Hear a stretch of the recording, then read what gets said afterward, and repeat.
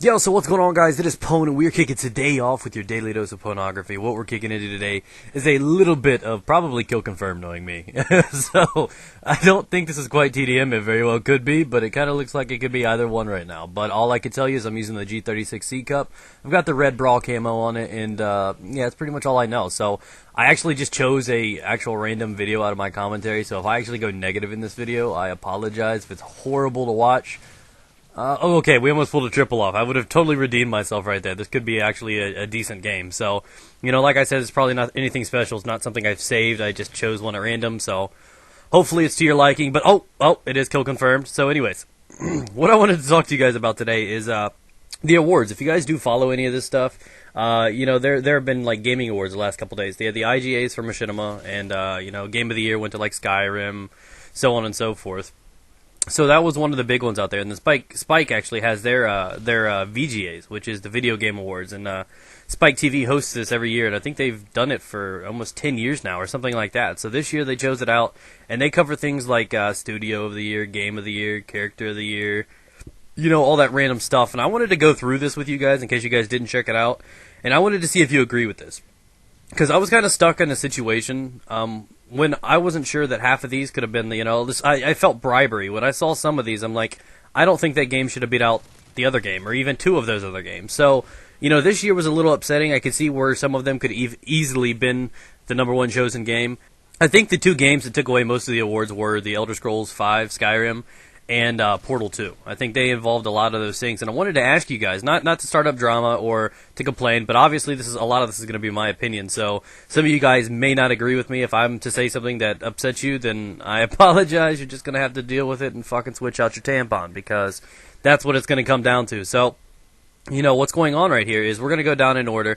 There's some simple things. There's some, typical things that they typically do, and that's like the most anticipated game of the year.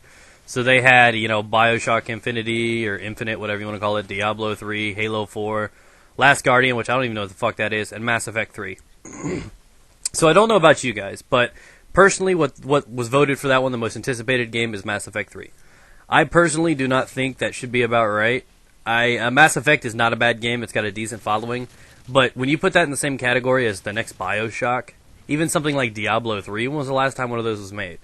And that has always had a large following, let alone Halo 4. My personal opinion, the one if I had to choose, and you guys can leave your suggestions down below, for most anticipated of the game of the year, I was expecting Halo 4. And, I might not be the largest Halo fan in the world, but that is probably, it probably has the largest following out of all of those too. So I would expect that one to win, not only because it's the most anticipated, but because it has more fans. Logically, that'd be the one that you would think that would be the most anticipated. And, That's just crazy to me, because I think some of these have been close. Now, I could see if it was to be like Diablo, I'd have been like, okay, I could understand how that might have beat Halo 4. If it was BioShock, I could understand how it beat that, but I don't understand how Mass Effect 3 beat out those three games. And I'm not saying it's bad, I'm not saying it's not deserving of being, nominated, but bitch, no. I don't see that there. I don't see that. But, and then of course we have some pretty cool, moments. Portal 2. So the best performance by a human male was Stephen Merchant as Wheatley from Portal 2, which, hell yeah, that was just amazing. He portrayed that character perfectly. I can still imagine him just floating around, pissing me off like a dumbass. And that was a really cool bond. That's one of those things that's really, really rare in a video game, where you can actually understand the humor and the character behind, just the commentary. You get to understand the character, and that's not something that often comes around in a game. And as well as the best performance by a human female was Ellen McLean as GLaDOS. So, Portal 2 took a couple away right there. You have to say that was one of the best storylines of any game ever. And for it to be so consistent with, you just having to teleport, it was brilliant to me. So, with that in there, we're going to throw a couple more. You got, the best independent game. You had Bastion in there, Super Brother Sword and Sorcery, The Binding of Isaac, and Minecraft. Logically, that's Minecraft all day. Bastion has a strong support, base as well, but Minecraft is, how it is. It's even taken over YouTube. So, that's about logical. I could understand that. And then you have other ones. You got best driving games, best sports game, which is not my thing. NBA 2K12 took best sports. Forza 4 took over best driving, and all that good stuff. Now the best multiplayer was Portal 2, which kind of shocked me a little bit. I was like, what do you mean Portal 2 is the best multiplayer? And then I remembered, yeah, it does have co-op. And I'm like, but when I think multiplayer, I think shooters. I think, things like that. And the nominations were Gears of War 3, Call of Duty Modern Warfare 3, Battlefield 3, and Portal 2. So the best multiplayer actually went to Portal 2, and I think it's mainly because, in my personal opinion, I think it's because they actually put all of those in a different category as best shooter. They put Modern Warfare 3, Battlefield 3, and Gears of War 3 in a best shooter category. So I think when they put it a best multiplayer, they didn't want to give it to the same one for damn near the same exact thing. So I don't know if Portal 2 was just given that one or if they actually do deserve it. Either way, I could have seen any of those having some of the best multiplayer out there. So that one was definitely one of the ones that was on the fence, and I was just really, really curious about some of these. Now, this is the one that really set me off, and I don't want you guys to get mad at me at all because this is just honestly my opinion, but the best shooter of the year was given to Modern Warfare 3. Now, don't get me wrong, the game's decent. I don't think it was as good as any of the other ones. It's my least favorite so far. Doesn't mean it's not your favorite, so on and so forth. Don't get mad at me for it, don't. So, but you put it next to Rage. Yeah, it should have beat Rage out. Gears of War 3, yeah, they're, you got to think about best shooter of the year, how it was improved from its last title, how it, what kind of fan base it has. You got to calculate so many things to, find out the kind of pull that it has in the community. And hands down, Modern Warfare 3 has the largest first-person shooter feedback community out of any that I can think of for, console, so on and so forth. But honestly, in all respect to both games, I think Battlefield 3 produced a far better game this year than Call of Duty. It's the first year I can honestly say that.